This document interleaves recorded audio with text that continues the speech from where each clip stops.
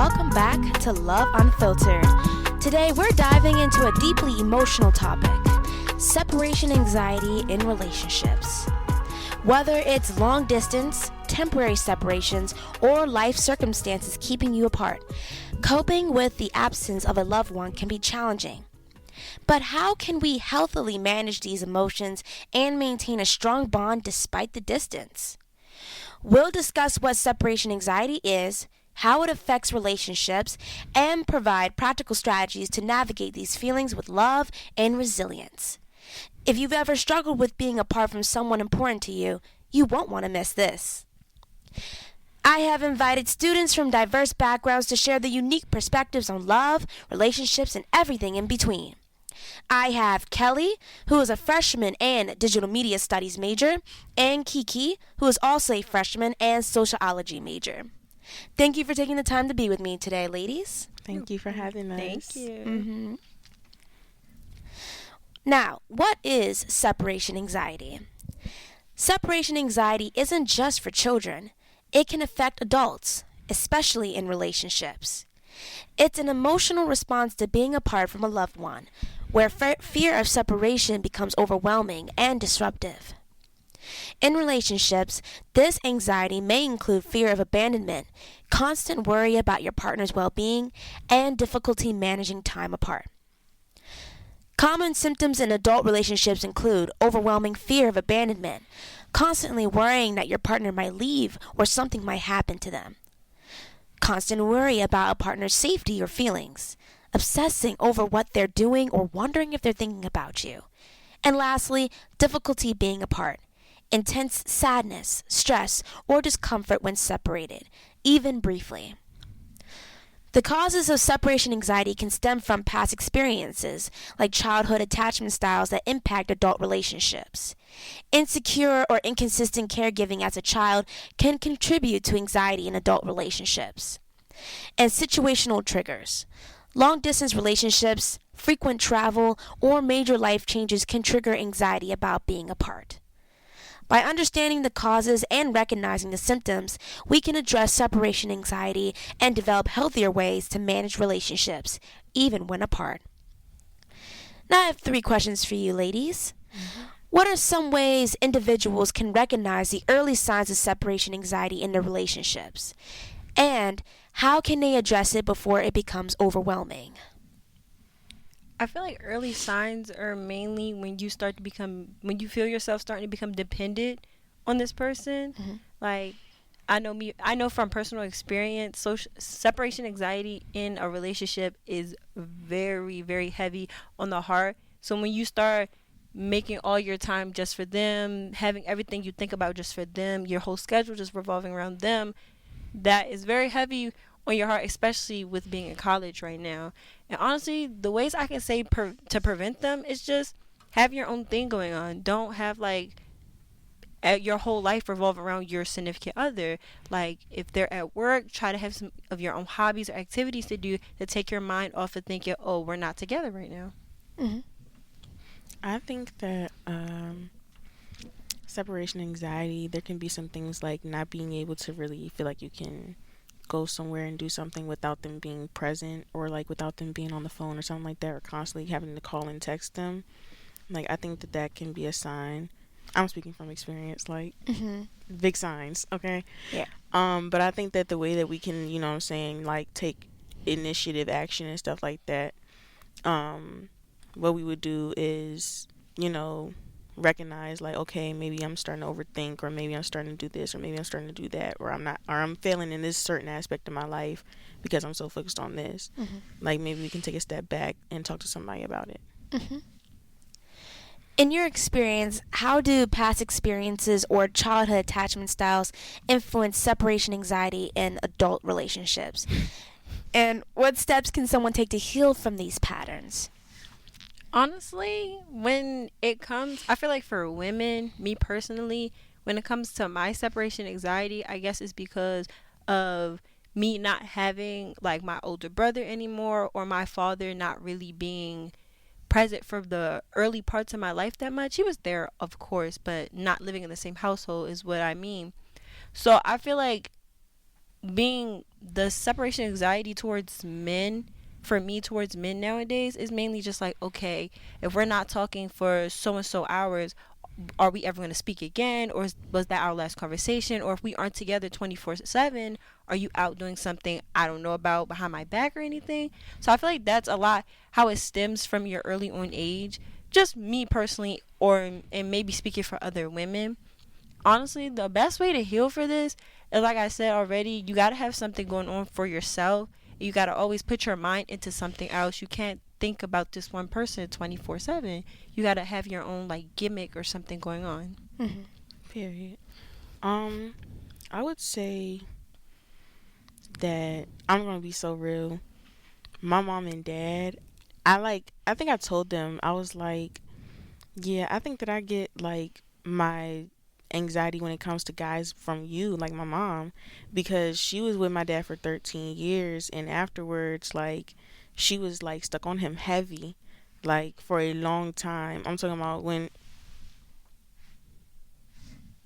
sorry, like, you know what I'm saying, like, even when, you know what I'm saying, he had like a wife, he was living with her, then they had a kid, like for a long time she was very angry, like she fought my stepmom twice. Mm. Twice. um but yeah, she held on to that a lot, and I think that I kind of like pick up some of those traits from her, but I realized that, and I'm actually like trying to move away from it, because like I don't want to have like, I want to have a healthy relationship. You know what I'm saying? Mm-hmm. And that requires me to like take what I've obtained, and like in sociology they say make the strange familiar, or make the familiar strange. Mm-hmm. So breaking generational curses, the for real. Is Mm-hmm. it okay to like speak like a little religious, like about God? Oh yeah, that's fine. Okay, I was just making sure. But me personally, when I just got out of the relationship, me and him we started talking to each other around May. We got together in August, broke up in December. Mm-hmm. So for like the first, when I go through breakups, it's really bad. Like I remember my high school breakup, it was so bad. Like we were still I'm still kind of stuck on him for like a whole year after that. But this breakup, I'm not saying I'm over him, but I've gotten over him really quickly. I just feel like mainly because I put my mind into something else. Like I put my mind into get more closer with God than sitting here crying and whining about a boy that because it didn't work out because he didn't want to listen to how I felt.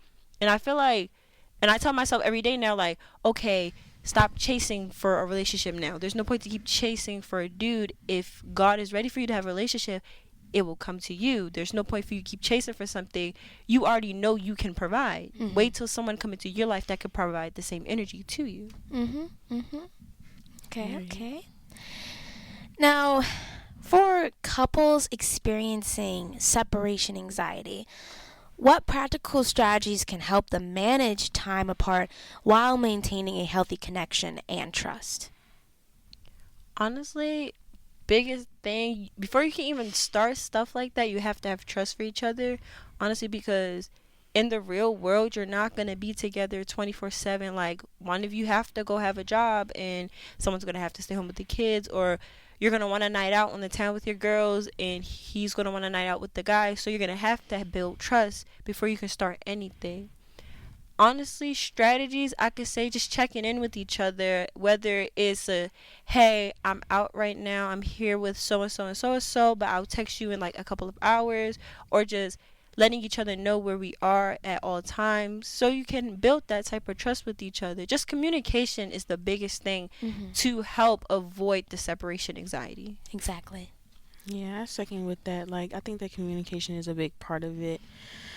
Especially for people that are like anxiously attached and stuff like that. Like sometimes that reassurance, or like that knowing that like, okay, this is what's going on, so I don't have to worry about it later.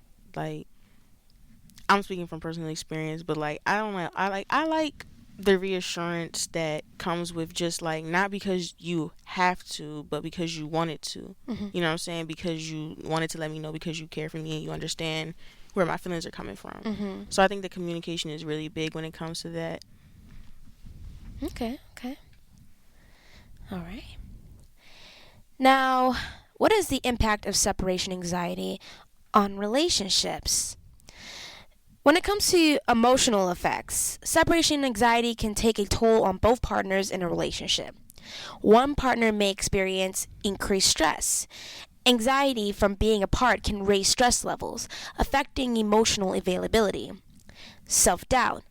Constant worry about the relationship can erode self esteem, leading to feelings of inadequacy, feelings of loneliness. Even in a relationship, emotional absence can cause feelings of isolation. How separation anxiety affects communication and trust. Separation anxiety can disrupt communication and trust. Constant texting, check ins, or seeking reassurance can overwhelm the partner, creating friction and feelings of suffocation instead of building trust. Now, here are some relational challenges. Potential for conflict. Unmanaged anxiety can lead to misunderstandings, with one partner feeling pressured while the other feels neglected, creating tension or arguments. And then strain on the relationship. Without clear boundaries, separation anxiety can strain a relationship, with one partner becoming clingy and the other withdrawing, harming long-term connection. By recognizing these emotional effects and relational challenges, couples can improve communication and create strategies for trust and emotional resilience. Now, the questions I have. What strategies can couples use to manage the increased stress and emotional strain that comes with separation anxiety without allowing it to affect their overall emotional availability? Honestly, like we talked in the previous podcast we were on, previous episode, I feel like couples therapy is a very like helpful step for things like this, because honestly it could help with like managing your feelings, but also just having like sit downs with each other once in a while, like telling each other how y'all feel like within each other, what happened throughout the week and everything is also really good when coming to stuff like this. Honestly, I'm the type of person who loves not to be the center of my man's world, but to be a major priority in his world along with other things. So I say like just keeping daily routines with each other, like date nights, just spending time with each other on top of the being away from each other, would help decrease separation anxiety, because I just think everyone's going to have it regardless, but there's a good way to decrease it. Mm-hmm.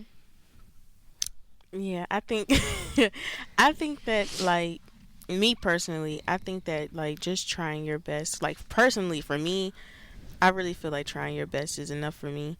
Like Mm-hmm. I'm the type of person like if you're willing to try, then I'm not gonna fault you for the mistakes that you make and stuff like that. Like if you're willing to try, if you're willing to change and whatnot, well, not change, but like if you're willing to just try, you know what I'm saying, and we like wanting to keep that, you know what I'm saying, that connection there rather than, you know what I'm saying, coming apart. I think that I would just rather at least just try, like communicate, just try, you know what I'm saying, to the best of our abilities, because sometimes we can lose sight of like, you know, how we feel and stuff like that. Like we'll get angry at our partner and then, you know what I'm saying, there's this miscommunication, now you're not talking, but you don't understand the reason why, but you're not trying to understand both sides.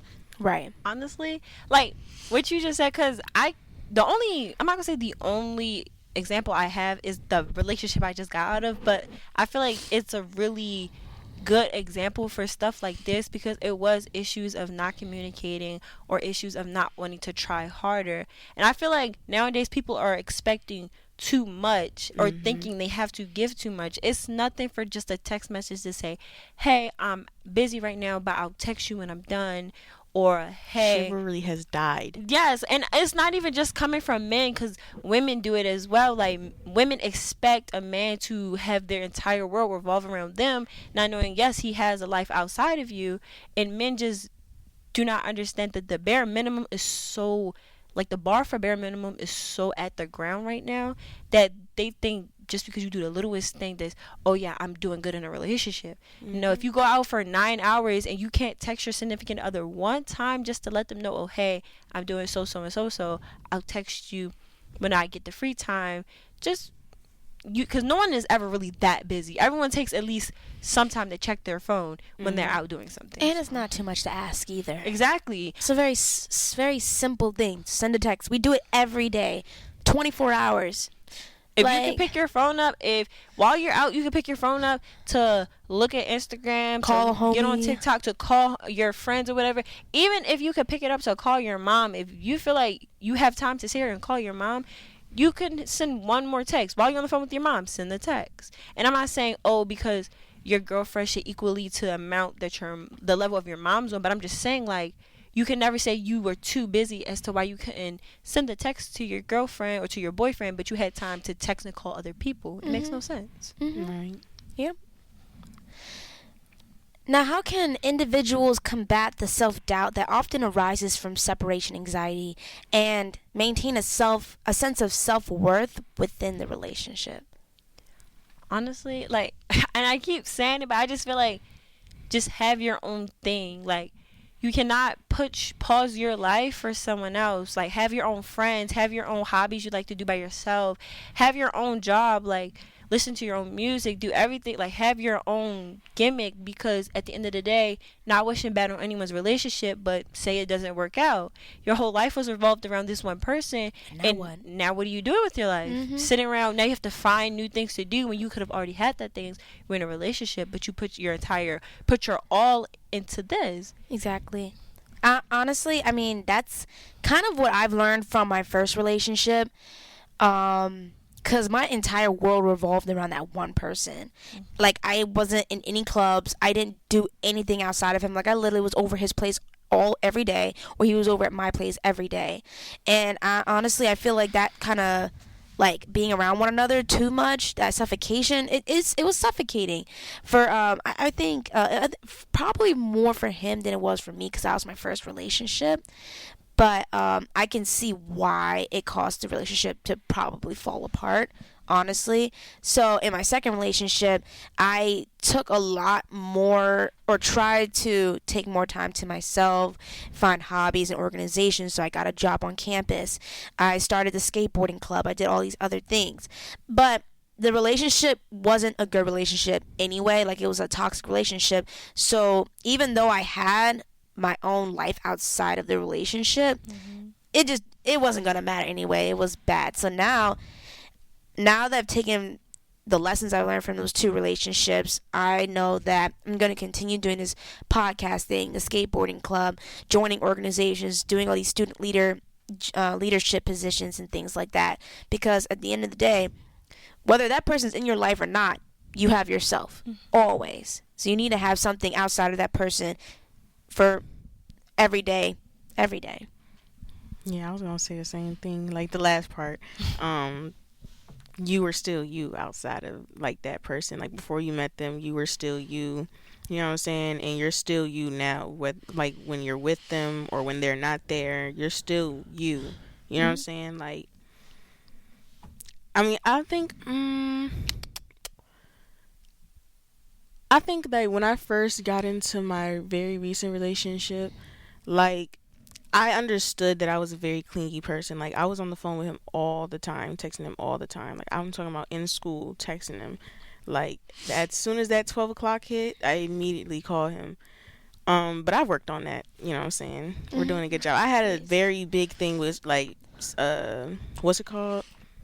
Codependency. I had a big thing with codependency. I feel like people just need to start walking around with their intentions, because personally, I feel like my main reason for the way I am in relationships is because I don't date for fun. When I get in and when I mean date for fun, I mean I don't become someone's girlfriend just for the title. If I want to become your girlfriend, it's for the long run. And I know a lot of people nowadays, they're young in turn, or we just vibing, or we like situationship. And I understand that, but I just feel like that's a waste of my time when I could be with. Why keep running around with different people every day when I could just be with one person?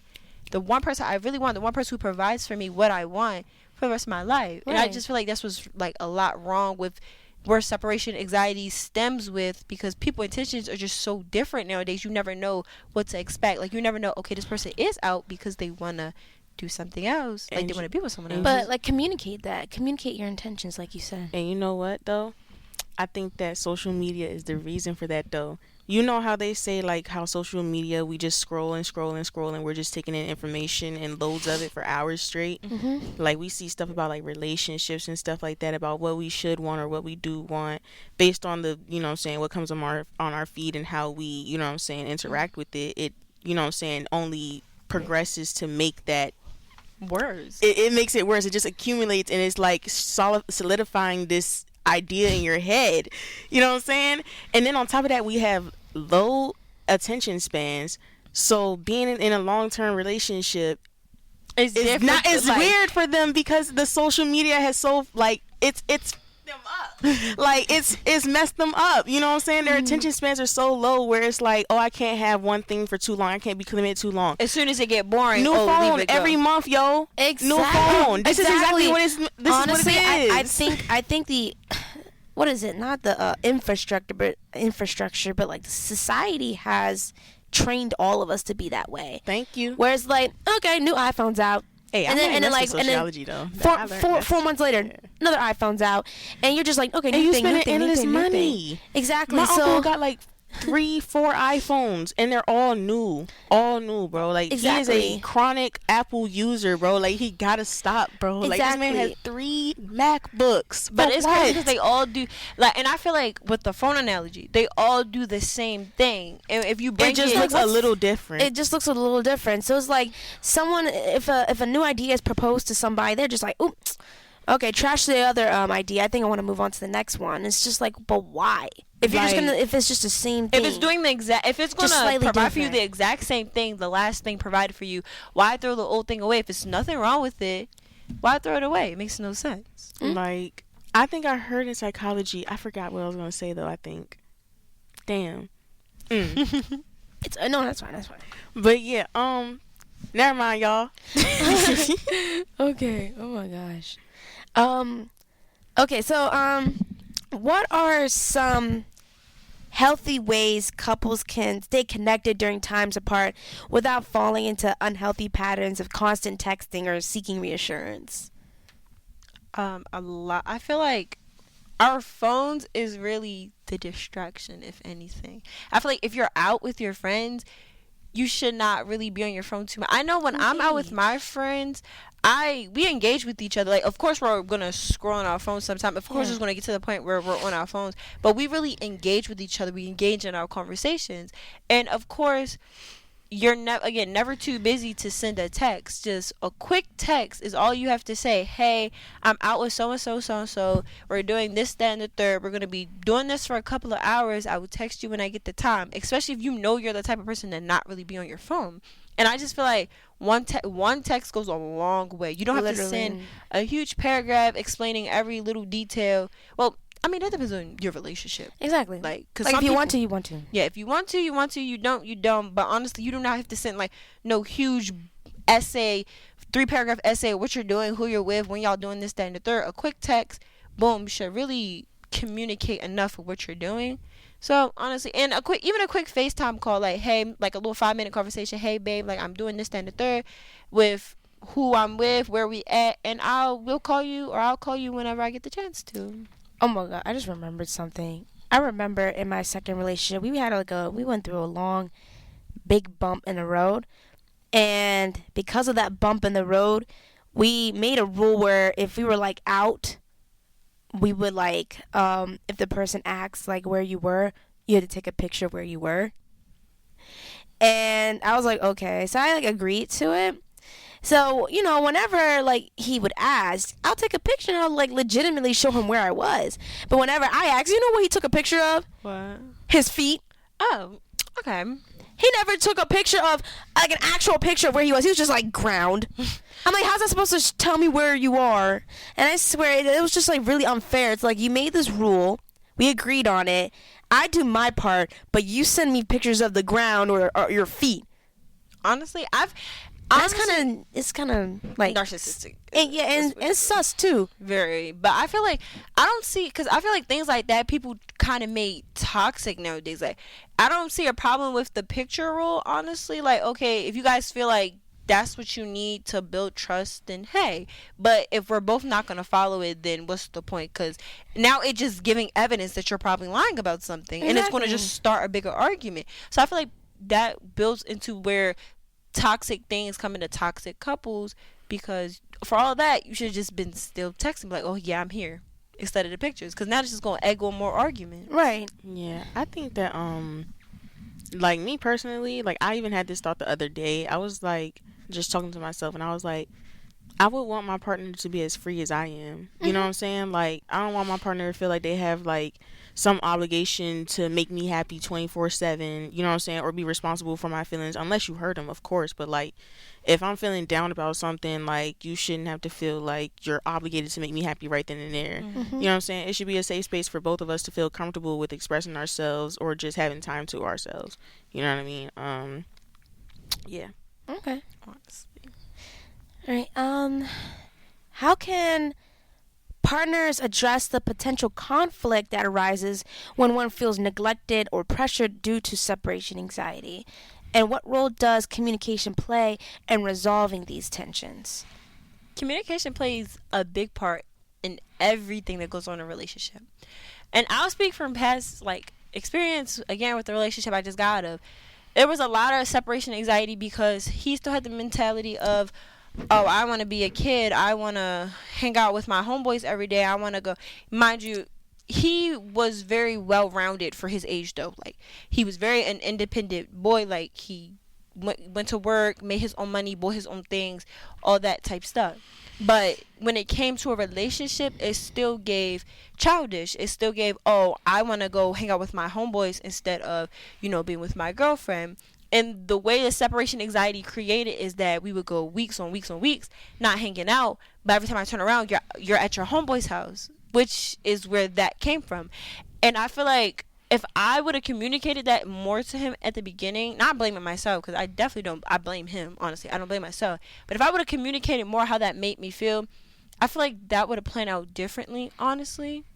So I just feel like just communicating everything in a relationship, honestly, will help everything. Because whether y'all break up because of what you communicating, it's for the best, honestly. Because if y'all couldn't see eye to eye on it, it's for the best, honestly. I agree. I'm going to piggyback on that. I think that communication is like very, very important. And the reason why I say that is because I'm going to get a little sociological in here. Is that the word? Sociological? Sociological? Psychological? No, sociological.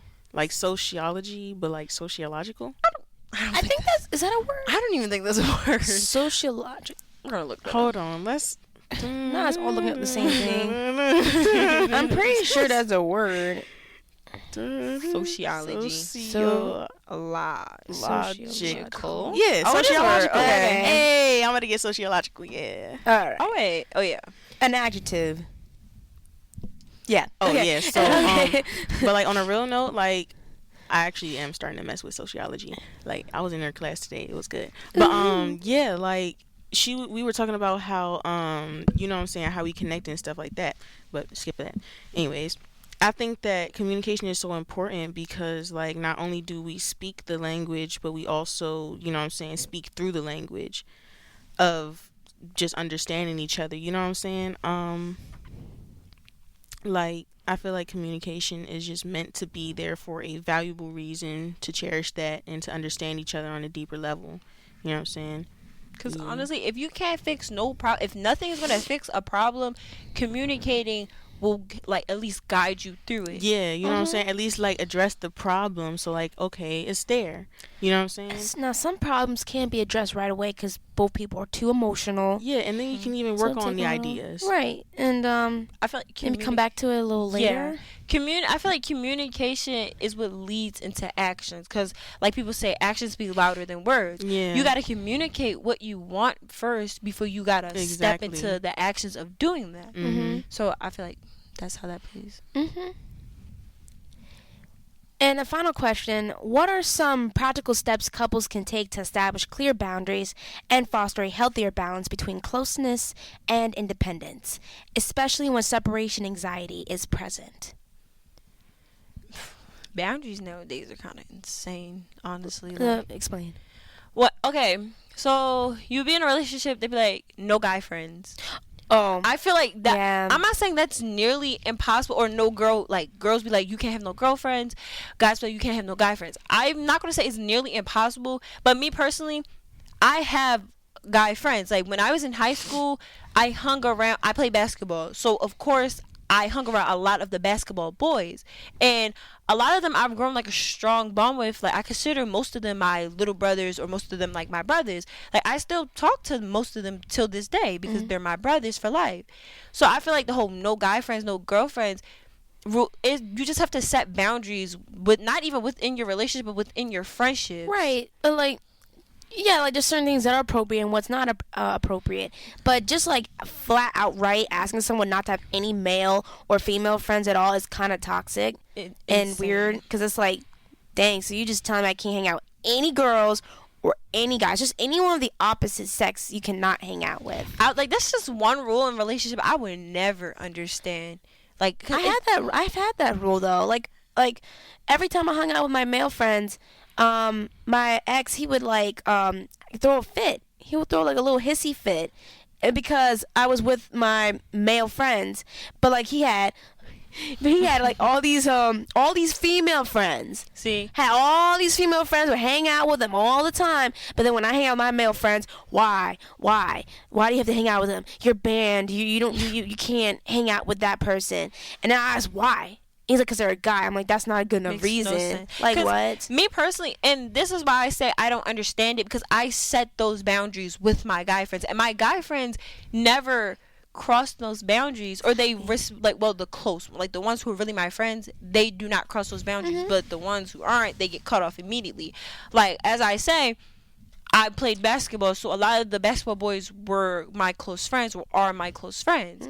So being in a relationship, they know, like, oh, I'm with this guy. They know, oh yeah, this is his girl. Y'all not gonna do da da da. Oh yeah, you doing this. Like they the type of friends that if you doing this, they gonna go back and tell him. So they already know not even to, even if I dare to cross that boundary, they going back and telling them, because they don't even play like that. And I'm gonna do the same to them. Tell Exactly. their girl. Like, So, like there's no need to restrict your partner from like having friends of the opposite sex. You need to leave it up to your partner to decide what is appropriate and what's not. They know. it's not the Like, gender, it's the people. It's the people. Like if those people he forgot. If those people cross those boundaries, then then they get cut off. You know, and then like if your partner doesn't cut them off, then that's a bigger issue. It's more of a boundary you need to now set with your partner, honestly. Like and honestly, I don't know how to say this without, because I know how people are nowadays, be like, oh yeah, she's just a pick me, or da when I'm gonna come out and say this, but like I just don't know how to word it with that, because I know there are gonna be guys like, oh yeah, she just like to get rammed through with the whole team and blah blah blah, but it's just not the case. Me personally, I enjoy the time I have with my male friends. Like my little brother, I call one of the boys I met from the basketball team, my little brother, I'm gonna name drop Nashawn. He is the closest thing to like a little brother of my age I have, and honestly, I would love him forever. But when it comes to like relationships and stuff, he knows the boundaries not to cross. I know the boundaries not to cross in his relationships. He know the boundaries not to cross in mine.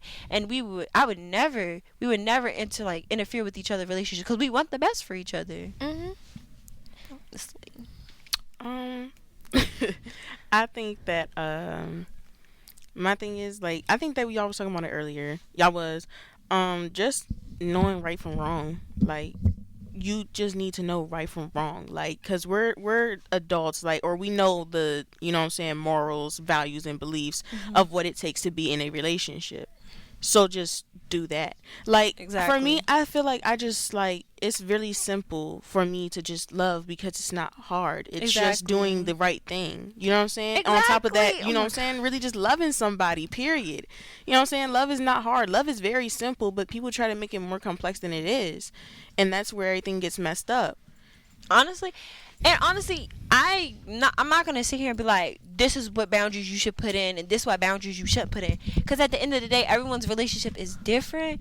But honestly, like he just said, you know what's right from wrong. You know what you should do in a relationship and what you should not do in a relationship. So honestly, having to communicate like stuff like no male friends or no girlfriends is kind of insane to me.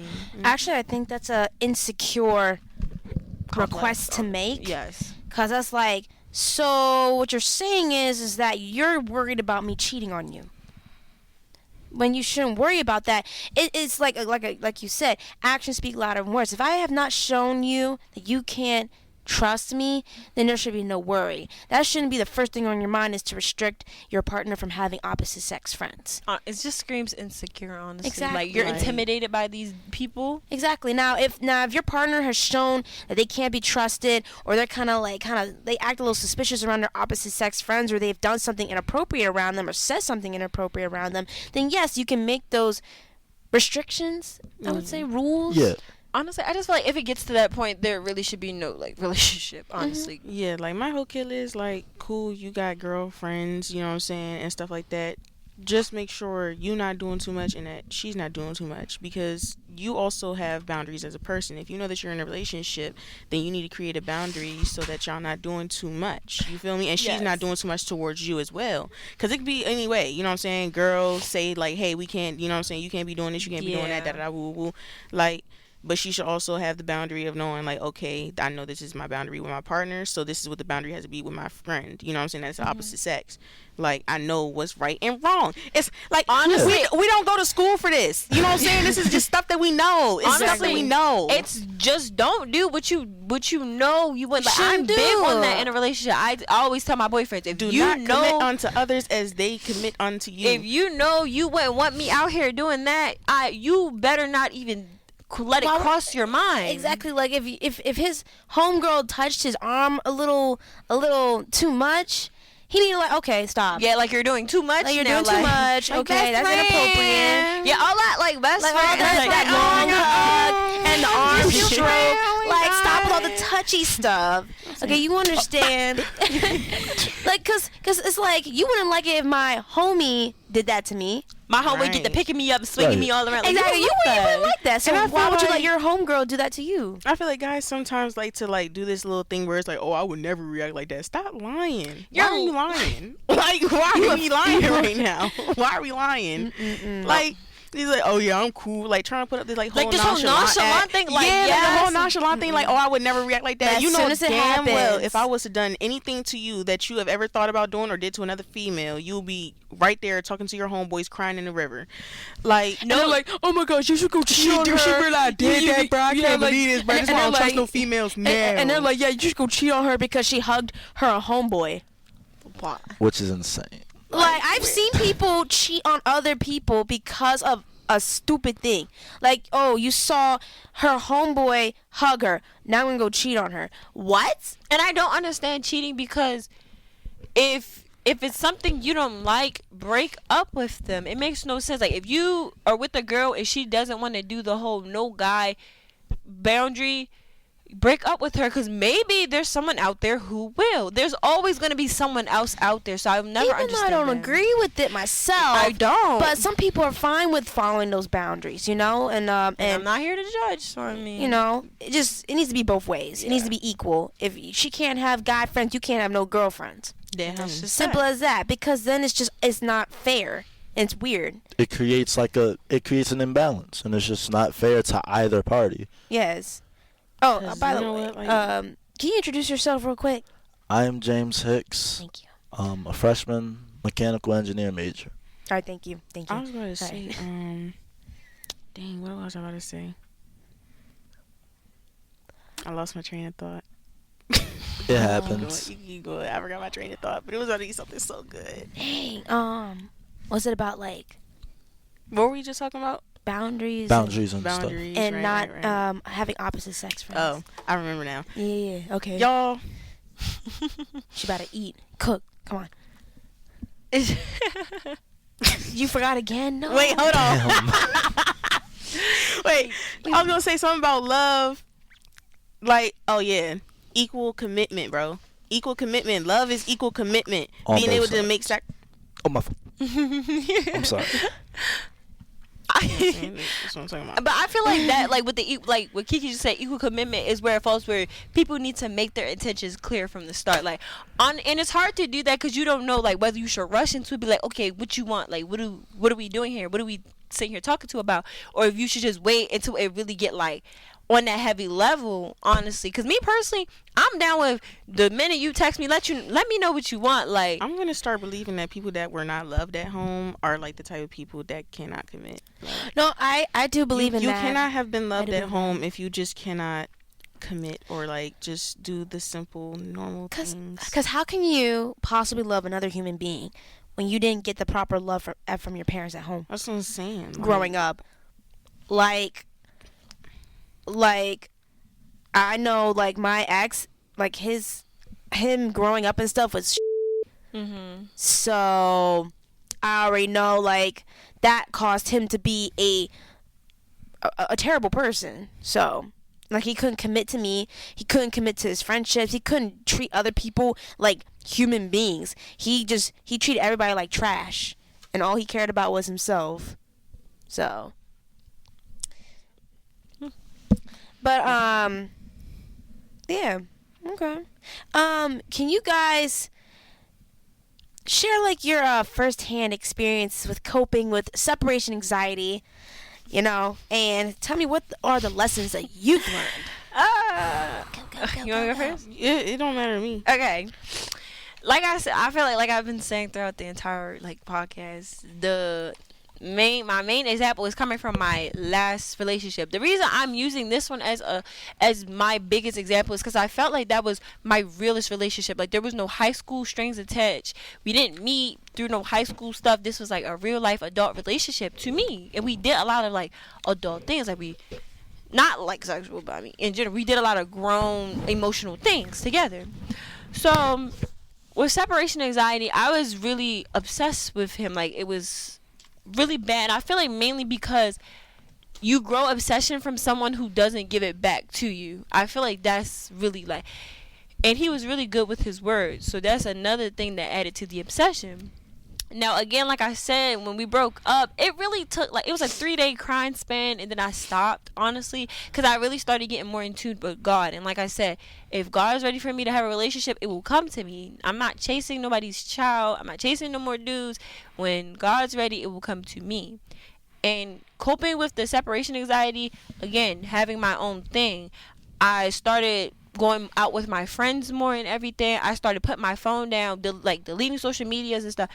I deleted Instagram, deleted TikTok, I deleted Twitter, and I just realized, okay, there's a big world out there, and there's so much for me to do. I started writing more, not typing, because I feel like typing how you feel and writing how you feel are two different things, honestly. I started writing how I felt more in my journals and stuff, honestly, and just being more in tune with myself, because like Kiki said, you're always going to be you at the end of any relationship, at the end of the day, at the end of everything. Even when the world explodes one day, you're still going to be you, and you have to have your own gimmick and have to have your own life outside of everybody, whether it's your friends, your mom, your dad, your boyfriend, girlfriend, whatever. Just be yourself, be you, have something else going on in your life.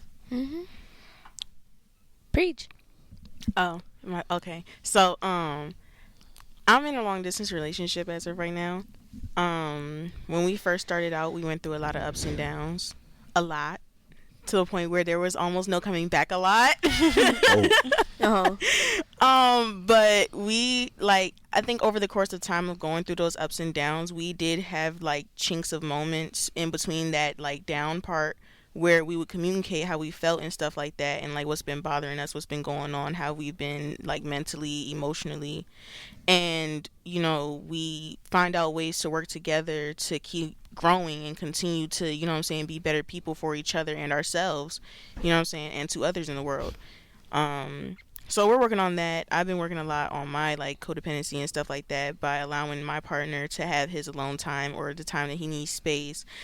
That man just got knee surgery, my Shayla. You know what I'm saying? But Yeah, like, and I've like really started to just enjoy my leisure time. Like when I'm alone in my dorm, like I like to just sit in there and I like to just chill, bump my music, like R&B, you know what I'm saying, and just like vibe out, like just do anything, just really enjoying my state, my space and my time. Like even when I go to class, I like really enjoy learning and stuff like that instead of like always worrying about him or texting him throughout the day while I'm in class, messing up my productivity. Anyways, but yeah, we've changed a lot and we've grown a lot with a lot of communication and a lot of openness, a lot of hard talks, a lot of deep talks, a lot of struggle. You know what I'm saying? But overall, a willingness to change and to do better. Good, good. Mr. Quiet over there in the corner. Chill. I just got here. But I relate a lot to your point. The points that you were saying, because I'm also in a long distance relationship right now, and it's a lot of the same thing. Can we get a round of applause for the people that are making it out there, because that is real commitment. Shout out That's to real y'all. Commitment right there. Like y'all just don't understand. R.I.P. Oh damn. Oh Yeah, R.I.P. It's all right. Wasn't a good relationship anyway, but moving on. Yeah. It gets hard. Whatever his name is, Bum. Yes, Bum. Bum. That's what we're Dirt. gonna call him. scum of the earth. But yeah, it's a lot of just like setting your own boundaries and taking time to yourself. When I first got over here freshman semester, that's when it really hit me, because I was used to texting her every day.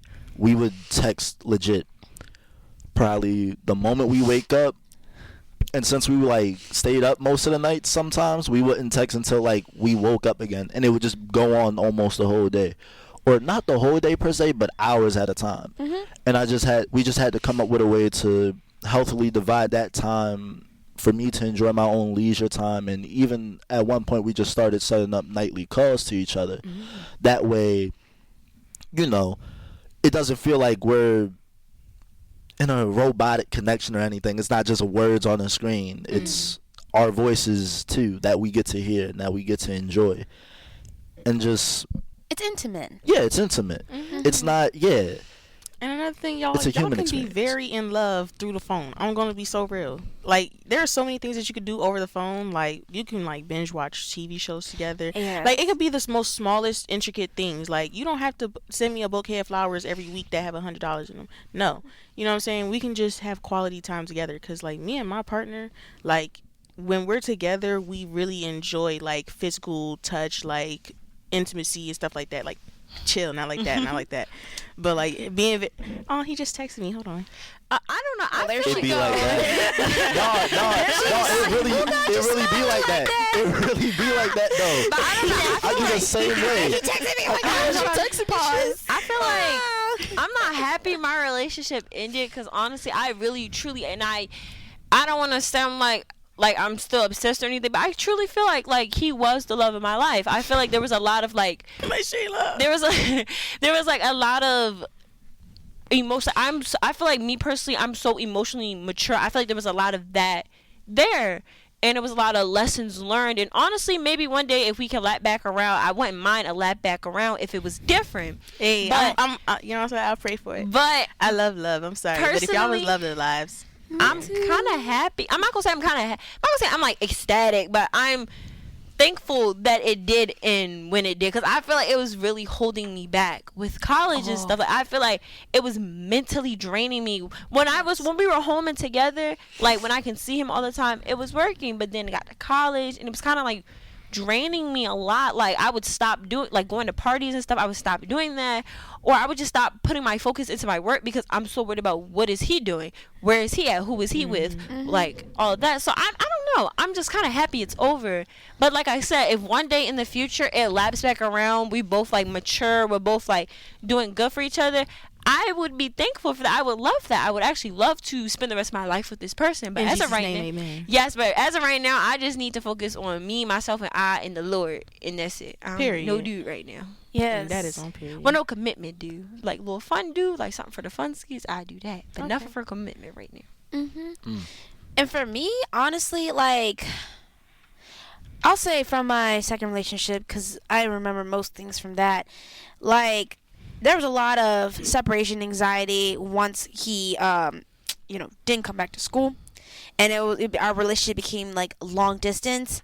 And also, like, our trust was broken between us because of what he did. So it really made it hard for me to trust him when he was still in Baltimore and I was here. Like, we're 2 hours apart, and he'll do like little things that would get under my skin. He would do it on purpose. Like I would ask him, like, if he would tell me where he's going.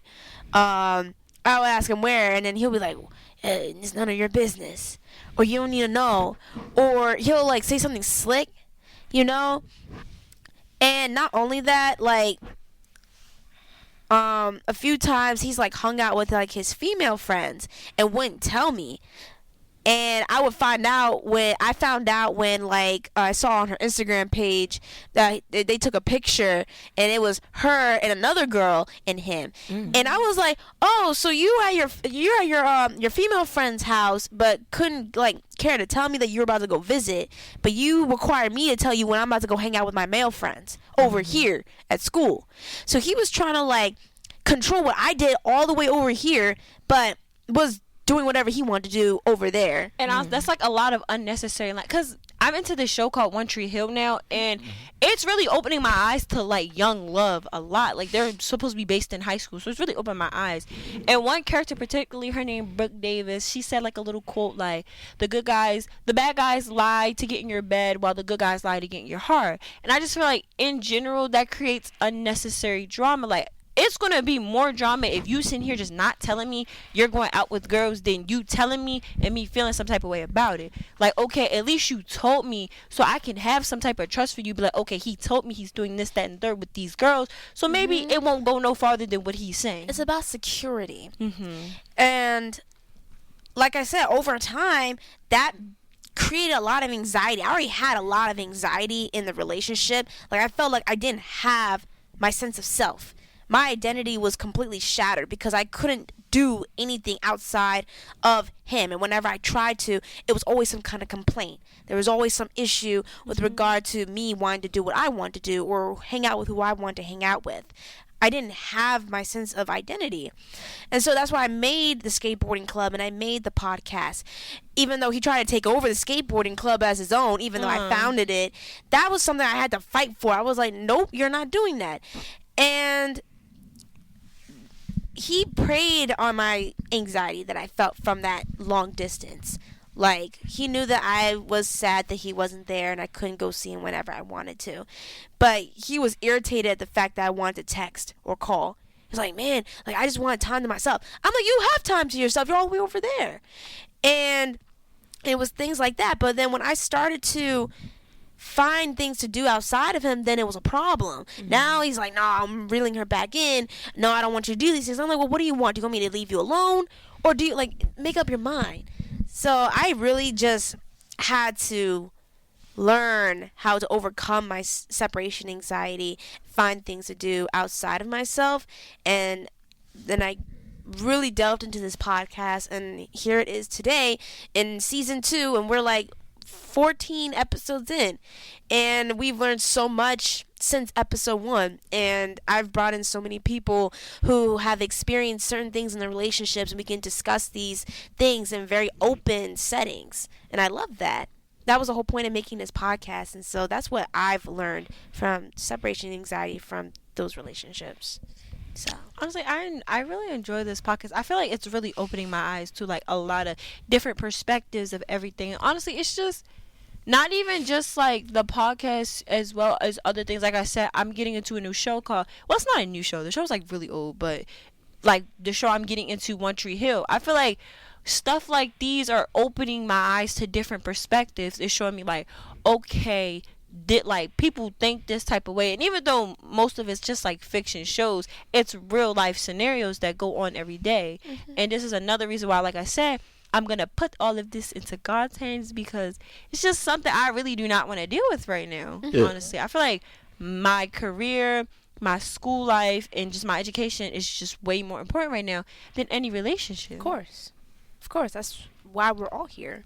Is to get our bachelor's degrees or doctorates or masters. And then be great in the world. Exactly. I think I gotta get my graduates. I ain't doing graduate Gonna school. be a psychologist. I'm gonna go for a master's I ain't doing no. at a film school. It's a lot. I know. Like another 4 or 5 years. Well, for my school, it's like 2, maybe 1. I can't even So- do this for that long. I'm saying. Not for real. Mm-mm-mm. All right. So, here are some strategies to cope with separation anxiety. You can build trust and communication. One key step in managing it is to maintain that open communication, and this involves discussing fears and expectations. Share triggers of anxiety and what brings comfort. Understanding emotional needs fosters a supportive environment and strengthens trust. Setting regular communication times. Establish consistent check-ins like nightly calls or weekly video chats to keep the emotional connection strong despite the distance, like what you guys brought up, right? Yeah. Yeah. All right, now strengthening your personal independence. Cultivating personal independence helps reduce anxiety and makes time apart more manageable. You can do this by engaging in hobbies and self-care. Focus on activities that bring joy or relaxation, such as reading or exercising to stay grounded and boost confidence. Or focus on personal growth. Pursue passions and goals outside the relationship to maintain a strong sense of identity and reduce emotional dependency. Here are some effective coping mechanisms that can manage separation anxiety. Practice mindfulness and breathing exercises, like deep breathing or meditation, which will calm the nervous system and reduce anxiety. You can also try journaling or therapy. Writing down thoughts and seeking therapy help process emotions and uncover the root causes of anxiety. You can also try a reunification plan, which offers hope and structure during separation. Establish a countdown or plan. Knowing when you'll reunite creates emotional security and excitement, making time apart more manageable. These strategies help alleviate the emotional impact of separation anxiety while strengthening the relationship for future challenges. So, how can couples start the conversation about their fears and expectations related to separation anxiety without making the discussion feel overwhelming or one-sided? I feel like this is something that needs to be laid out at the beginning, honestly. Like, and when I say at the beginning, I don't mean like at the beginning of the talking stage. I mean like, it's nice to have like this format down for the beginning of the talking stage, but some people aren't on that type timing when it comes to that. So at the beginning of the relationship, this is something we should lay down then. And the only way to, honestly, you're going to have uncomfortable conversations. The only way to get through it is to get through it. Like, you can't go around it. None of that. You have to talk through it. No matter how uncomfortable it makes you, you're going to have to get through it. Because if you don't get through it now, you're going to just be a lifetime of confusion, off balance, and everything through your relationship. So. Mm-hmm. All right. What are some practical ways individuals can cultivate personal independence during periods of separation? And how does this help reduce anxiety in a relationship? Do you have my answer? Yeah, I'll go. I think that I remember when I don't remember what the date was, but it was like that time where everybody was doing like different types of things, and they had this little painting section and stuff like that. I wasn't talking to my boyfriend at the time, and like I just started painting. I was thinking of him while I was painting, so I ended up making a Tyler the Creator album cover. Oh, that. Yeah, the one that's but Okay. like it did make me feel good. Like it wasn't like a type of like, oh, I'm thinking about him while I'm painting, now I'm sad. Like no, it was more just like I miss him. I acknowledge that, but I'm also doing something that I want to do, something that I need to do, so I don't be so hooked up on the fact that he's not here right now. Mm-hmm. You know what I'm saying? Like, I wouldn't say that I try to distract myself, but I do acknowledge my feelings and kind of observe them, and then I write them down, and I kind of just keep on moving because that moment is temporary, because he will eventually be back at some point in time. Mm-hmm. I feel like Same. distraction.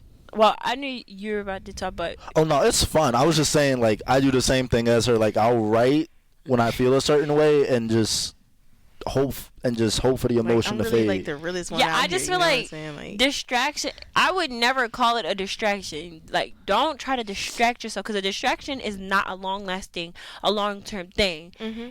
I would rather acknowledge how I feel. Like, again, the reason after my breakup I had a 3-day crying session because I I acknowledged like how crying. I I'm like. not gonna lie. I like crying. No, but it was better honestly because my high school self, after we broke up, that crying session was like a month, 2 months, Oh. like that. Oh. It was long, but Don't worry, I And felt mind that you- way too before. and mind you, I was more in love with the dude I just got a relationship with than I was my high school, the high school boy, which we will not bring his name up. But I'm more in love with the dude I just broke up with. But the reason it only lasts 3 days because I feel like I'm now at the age I'm more mostly emotionally mature, so I acknowledged how I felt. I told myself it's okay for me to feel this way. It's okay for you to think about him. It's okay for you to feel hurt. It's okay for all this to happen. And then I put that anger, I put that sadness, I put all that into something else, into writing. Like he said, I started writing. I put that turned that anger into love for God and turned that sadness into joyfulness into writing. So Period. All right. Tight.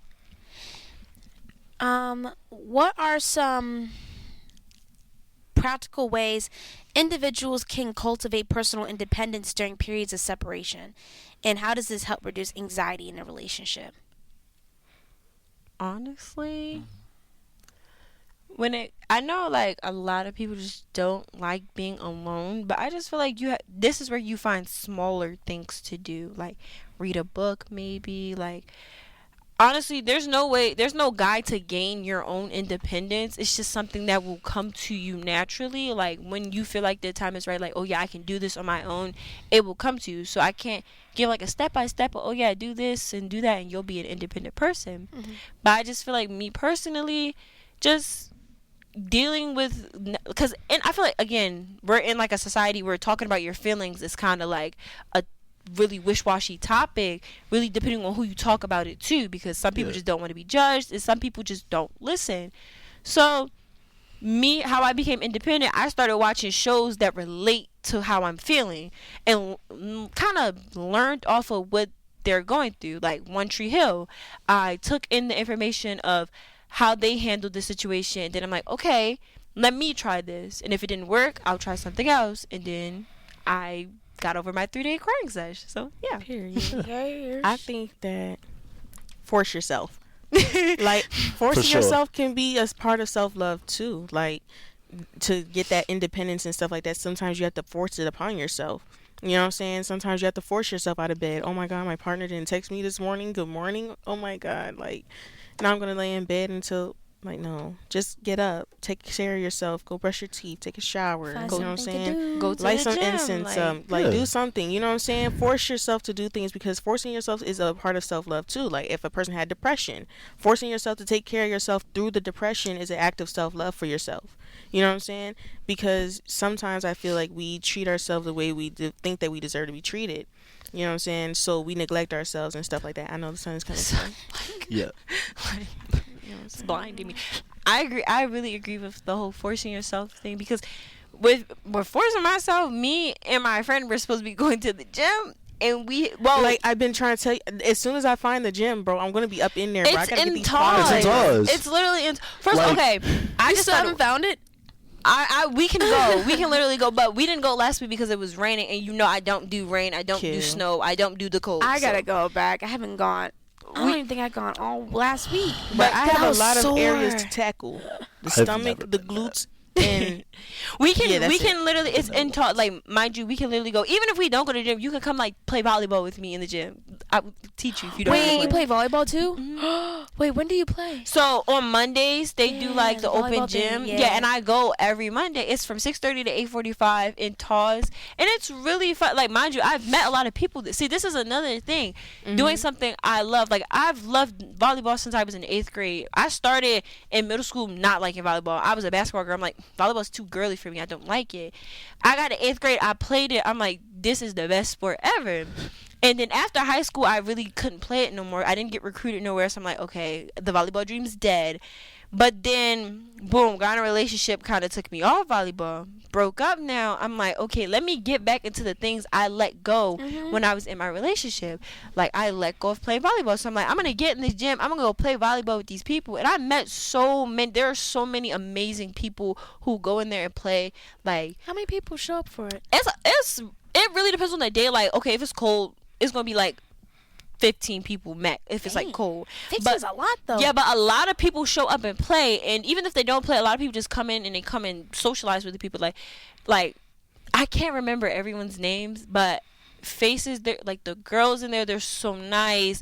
They are really friendly, like they help with everything. And this is honestly another thing, getting out and socializing with other people will definitely help take your mind off of past relationships. So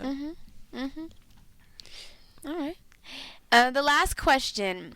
In your experience, how do reunification plans, such as establishing a countdown or specific visit dates, help couples manage anxiety and maintain emotional security during times apart? Kiki looks like she has Y'all trying to create a fire? Yeah, I love arson. Hey. Okay. Go ahead. Ladies and gentlemen, Boy. me personally, you know, get freaky. You know what? Yeah. Yeah. Like sometimes, you know what I'm saying, tension, and it don't be no real reason why. Sometimes, you know what I'm saying, Relight the flame. You know what I'm saying, y'all can come up with whatever rational. I'll be the one that says get freaky. You know what I'm saying, guarantee. But safely though, do it safely. Let's put some condoms in there. Like, I'll have to disagree. we're college kids. Agree to disagree. Thank you. Mind you, this is coming from someone who stocks up on condoms. For the decoration. This is aesthetic, people. We tie them together. What? Go ahead. No, Take- I'm gonna. take- When I get an apartment, I'm going to have a specific condom wall. And when my friends want to come over and they need to, you know what I'm saying, they can go ahead, take it off the wall, but they're gonna have to pay me back for another one. So go ahead and take the headphones off and exit, please. You can't be a normal. You can't be normal and just buy a box of condoms and be like, hey, if you guys need a condom, they're here. no. You gotta make a whole wall for it. Yes, because there's still glow in processing. the dark Yo. ones too. So it's like, God, Kiki, that sounds. You got so, glow in the dark condoms just That sitting out sounds the wall. infectious. exactly. You know That but sounds look, really infectious. on a real note though, you know what I'm saying, spark it up. You know what I'm saying? Especially if y'all are long distance. If I cannot see you for months, you don't think I got some pressure built up? You know what I'm saying? Like, It's true. I like dates. Like, I don't know. Like, I do agree. too. I agree with Yeah. the. I like going to Pound Town. Yeah, I agree with that. Like, that's cool. Like, that's nice as well. But I just feel like date, like, you know, long, especially with long distance, just you guys haven't seen each other like 2 months. A nice little cool date. Like, it don't gotta be nothing, no fancy, no Roof Chris, no none of that. Y'all can literally go sit in a park A and white eat. boy tried to take me to Roof Chris. Y'all can go sit in the Ooh, park, eat nice. a pizza from. No, eat pizza from 7-Eleven Is and. that your friend? I don't know who that is. Yeah, me neither. I don't know who that is. I don't know that man, baby. Excuse me, y'all. We're having technical difficulties right here. We gotta look at his legs. Random light Legs skin being- has appeared Okay, to okay. the Did he just podcast. ask to come in? Yeah. Yeah. No. We only have 4 headsets. But Why I he feel bringing like- his big friend over here? No, is that the Oh, BCTA okay. dude? Oh my god, I thought he's right. That's okay. We call him well, for people who are from Baltimore, BCTA is a rapper, and the dude with the orange Under Armour, we call him BCTA because he looked just like him. Like He big. I mean, I can't see nothing. Me The sun. All I see is shapes moving. yo, okay. He waving. We talking about you, Bookie. No, because I remember he asked me, like, he hangs out with this boy I went to middle school and high school with. So when I be going to say hi to that boy, he asked me one day, he was like, oh, what's your age? I'm like, oh, I'm 18. He was like, oh. He was like, yeah, I figured. What does that mean? Like, Yeah, what do you mean? Yeah, I figured. figured. What the fuck? Yeah, I figured you Sorry. were 18. Okay, Sorry. back on topic though. Like, yeah, dates. Like, I'm more of a date person. So, like, again, guys haven't seen each other for like 2 months, whatever. You don't have to do nothing extravagant. Like, me personally, I'm the type of person, like, we could just sit in each other's face and talk all day for all I care. Like, y'all could get a blanket, lay in a park, eat pizza from 7-Eleven or something, and call it a day. You don't Yeah. have to spend so much money to do anything. And I like that. Honestly, or we can cook. We can cook something up and go sit outside and eat it I together. want to bake That cookies too. together. Bake cookies. I want to do that. We can eat a bowl of cereal for all I care. Like, I don't care. Like, money is never a priority of mine when it comes See, I was to gonna dates. say something out of pocket. Yeah, don't. I wasn't. Just girl. That out of pocket. I was gonna say Go, just go, go. regularize like I don't know if y'all do this. Regularize spending more than like a day or two at your partner's place, or like hang with them for like literally days on end. Maximize your time with them. That's all I was going to say. But do it like healthily, because like Yeah. when I used to go home last semester to go hang out with my boyfriend at the time, I would be at his house the entire time I'm there, but I wouldn't have time to go see my siblings. Which is now that Ooh, good I'm point. out of the relationship, I'm so focused on loving my sibling. Like, I've always loved my siblings, even from a young age. Like, I'm so happy I'm a sister to two amazing older siblings, my older sister and my older brother, and my 3 younger siblings. I love them to death. But I feel like when I was in this relationship and I went home for the weekends and I would spend like a week there just at his house, I feel like I didn't get to spend time with them to my maximum time. And you never know, like, you never know when today might be your last day. You For know, sure. God forbid, let's not wish that on anybody, knock on wood. But you never know. So I just feel like you gotta be able to balance your relationships with everyone. Like, I wish, okay, spend these 2-3 days with him, go hang out with my sibling. Mind you, my siblings, my younger siblings, me and my older sister, we spent our entire lives together. And my younger siblings, one is 9, one is 2, and the other one, she turns 1 in a couple of months. So I feel like I need to be present with them at every chance I can get, because even though I have to live my own life too, of course, but I need to be in their life, because I need to teach them the lessons I'm learning about love. I have to teach them this so they won't make the same mistakes to the extreme that I made, because everyone's going to make mistakes, but I don't want them to be on that extreme level I made them.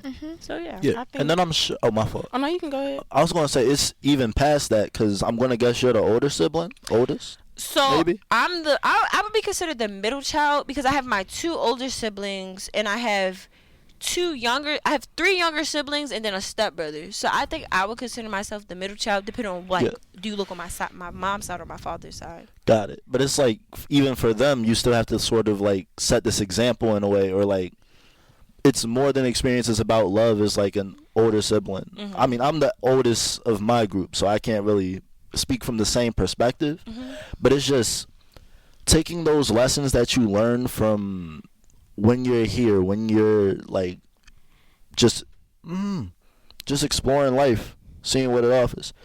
It's a lot to them, I feel like. Of course. I personally think I don't know if I can see waking up to my partner every day yet.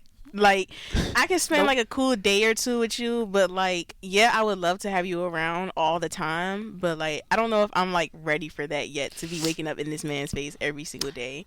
Like, I feel like I'm just not like first of all, like, until we move in together, that's when I expect to see your face more than like, you know what I'm saying, 3 times a day or something like that. But I feel like what you said, it's maximizing your time. I feel like this is building for that relationship for when you guys officially move. Because like you said, you're not going to get used to it. That moment that you move in is like supposed to really have that effect though. Like, when you go like, dang, like, I'm really living with my partner right now. See, yeah, I don't think I would have got that in effect, because mind you, with my ex-boyfriend, I would spend like a week or times at his house.